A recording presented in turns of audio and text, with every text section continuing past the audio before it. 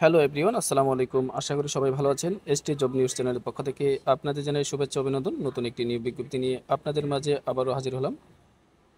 একটি পদে মোট ২৭ জন জনবল নিয়োগ দিয়েছে গণপ্রজাতন্ত্রী বাংলাদেশ সরকারের কর কমিশনার কার্যালয়, কর অঞ্চল, ঢাকা ১১।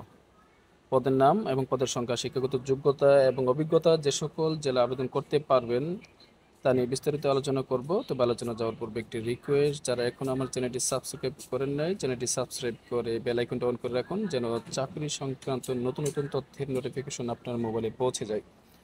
চলুন কথা না বাড়িয়ে মূল আলোচনায় চলে যাই।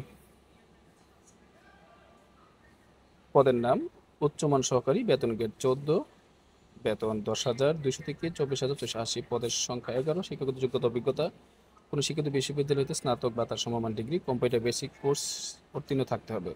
যে সকল জেলার প্রার্থীগণ আবেদন করতে পারবেন: নরসিংদী, ফরিদপুর, গোপালগঞ্জ জেলা ব্যতীত ঢাকা বিভাগের সকল জেলা আবেদন করতে পারবেন। তবে এতিম ও শারীরিক প্রতিবন্ধী প্রার্থীদের ক্ষেত্রে ঢাকা বিভাগের সকল জেলা আবেদন করতে পারবেন। আবেদনটি অবশ্যই আপনাকে অনলাইনে করতে হবে। আবেদনের শেষ তারিখ হলো ২৩শে জুন ২০২৪ বিকাল ৫ ঘটিকা পর্যন্ত।